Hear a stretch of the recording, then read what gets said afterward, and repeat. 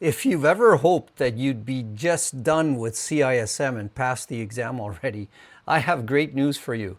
You can be done in just 4 days. If that sounds interesting, check out our intensive, very intensive 4-day bootcamp. Lots of people go through the bootcamp in 1 week and the following week pass the exam. So, link is in the description if that sounds interesting.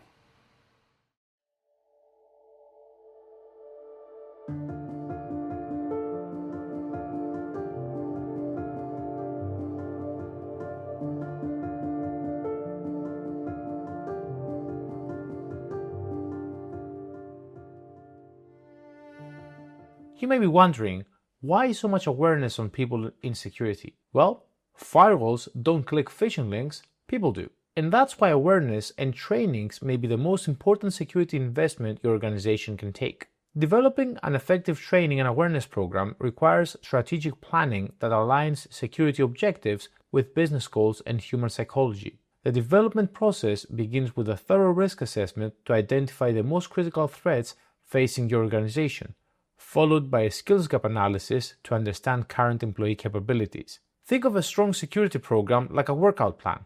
It mixes up the routines so nobody gets bored, balances training goals with the time you actually have, and builds strength step by step. And just like a trainer adjusts your plan after injuries or new challenges, these programs evolve with real incidents and emerging threats.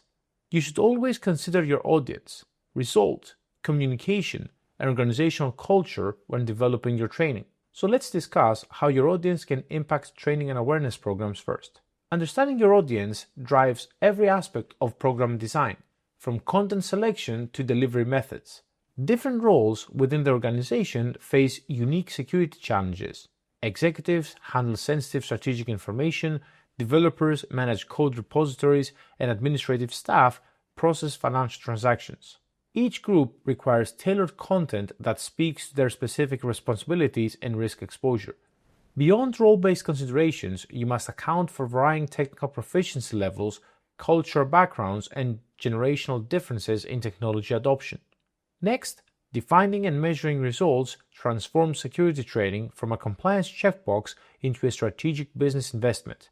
Expected outcomes extend beyond simple knowledge transfer to include behavioral changes, incident reduction, and improved security culture metrics.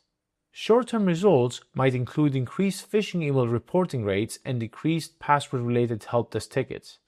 Long-term results manifest as reduced breach frequency, faster incident response times, and proactive security suggestions from employees. Furthermore, effective communication strategies determine whether security messages penetrate organizational consciousness or become background noise. Multi-channel approaches leverage email, intranet portals, digital signage, team meetings, and informational conversations to reinforce key messages.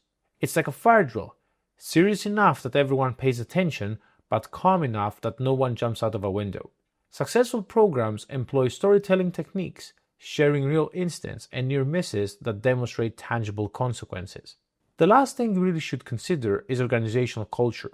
Organizational culture profoundly influences how security initiatives are received and adopted across the enterprise. In blame-free cultures where mistakes become learning opportunities, employees readily report security incidents and seek guidance when uncertain. Conversely, punitive environments drive security issues underground, creating blind spots that attackers exploit. Building security-positive culture requires visible leadership support, where executives model secure behaviors and champion security initiatives. The goal is embedding security into the organization's DNA, making secure practices as natural as other business processes. Now that we've wrapped up these, we really need to consider our training metrics to make sure training is actually effective. Metrics provide the quantitative foundation for demonstrating program value and driving continuous improvement in security awareness initiatives. Leading indicators like training completion rates and quiz scores offer immediate feedback, while lagging indicators such as incident frequency and breach costs reveal long-term program effectiveness. Here are some of the main metrics, starting with coverage. Coverage metrics reveal whether security training reaches all intended audiences with appropriate frequency and depth.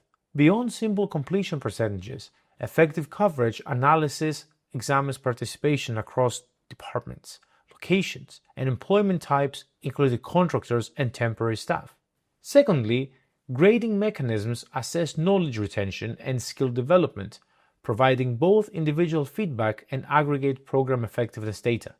Well-designed assessments go beyond multiple choice questions to include scenario-based exercises that test judgment and decision-making under pressure. And finally, automation transforms security training from a resource-intensive manual process into a scalable, consistent program that adapts to organizational needs.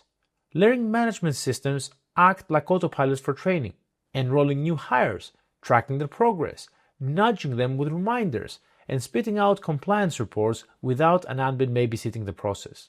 And that is a high-level review of information security awareness and training within Domain 3, covering the most critical concepts you need to know for the exam.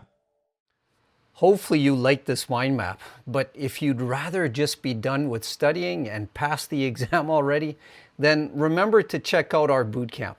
It's 4 days of very intensive studying, but that's about it. There's a link in the description, and we'll see you in the next video.